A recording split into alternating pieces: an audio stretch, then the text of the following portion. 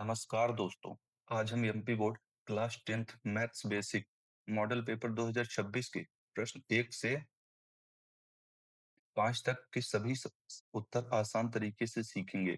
ये objective section है जहां से सीधे 30 में से 30 नंबर बनते हैं, तो वीडियो को पूरा देखिए। तो चलिए शुरू करते हैं। हमारा पहला क्वेश्चन है सही विकल्प। एक परिमेय संख्या और एक अपरिमेय संख्या का योग होता है। ऑप्शन ए परिमेय संख्या, बी अपरिमेय संख्या, सी प्राकृत संख्या, डी पूर्णांक संख्या। तो हमारा सही जवाब है ऑप्शन बी अपरिमेय संख्या। फिर है निम्नलिखित में से कौन सा द्विघात बहुपद होगा?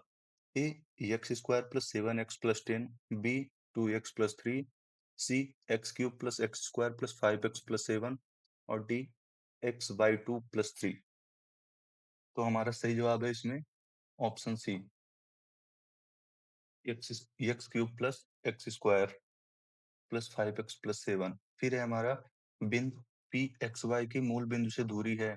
Option A x square, B Y square, C under root X square plus Y square, option D x+5। तो हमारा सही जवाब है under root X square plus Y square. फिर है arithmetic progression AP 4, 10, 16, 22 dot dot में सार अंतर क्या है? Option A 4, option B 12, option C 6, option D -6। तो हमारा सही जवाब है 6। 6 4 10 6 16 6 22। फिर है पांचवा द्विघात बहुपद 3x स्क्वायर प्लस 6x-9 में शून्यकों का योगफल होगा। Option A 2, B -2, C 3, D -3।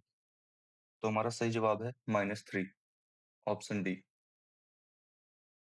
फिर है रैखिक समीकरण युग्म a1x plus b1y plus c1 equal to 0 एवं a2x plus b2y plus c3 equal to 0 का एक अद्वितीय हल होगा यदि ऑप्शन ए है a1 upon a2 is not equal to b1 upon b2।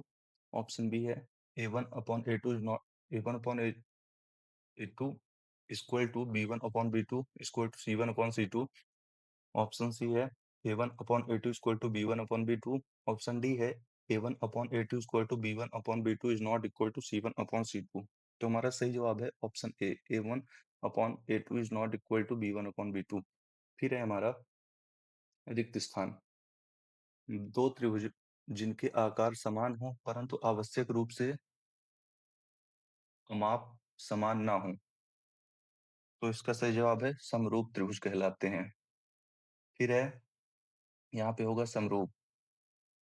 फिर है प्रेक्षक की आंख से प्रेक्षक द्वारा देखी गई वस्तु के बिंदु को मिलाने वाली रेखा को दृष्टि रेखा कहते हैं। यहाँ पे होगा दृष्टि रेखा। फिर है एक्स स्क्वायर माइनस 2 एक डॉट डॉट बहुपद है, तो इसमें होगा रेखीय बहुपद। यहाँ पे रेखीय बहुपद होगा। फिर है एक द्विघात समीकरण में चर की अधिकतम घात डॉट डॉट होती है, तो यहाँ पर होगी 2।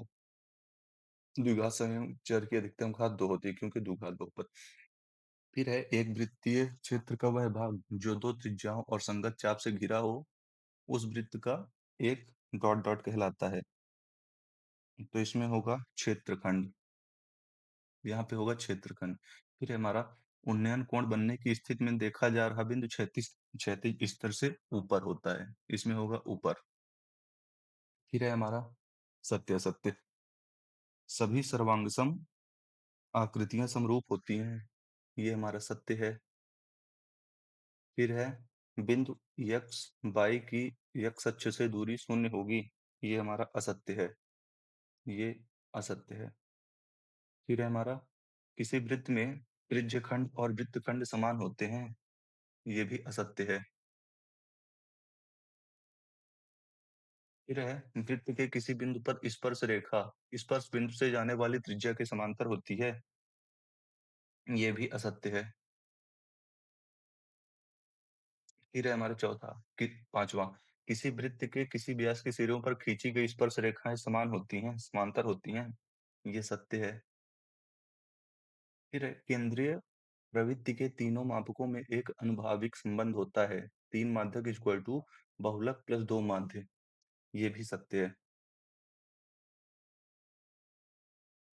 मैंने और सब्जेक्ट के भी ऐसे ऑब्जेक्टिव प्रश्न के वीडियो बनाए हैं, तो आप लोग हमारी प्लेलिस्ट ज़रूर देखिएगा।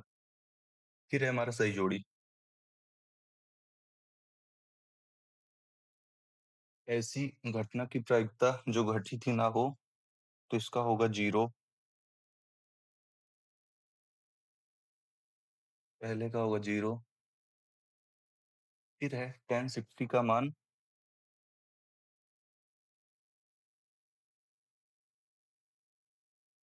यहाँ पे होगा √3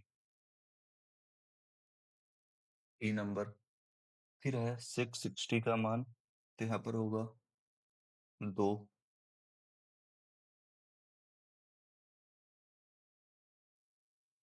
फिर है sin square theta plus cos square theta equal to 1। फिर है बेलन का वक्र पृष्ठीय क्षेत्रफल, तो यहाँ पर होगा 2 पाई RH।